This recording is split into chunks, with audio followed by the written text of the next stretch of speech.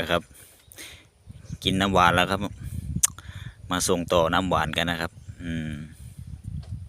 ส่งต่อน้ำหวานกันทางปากนะครับ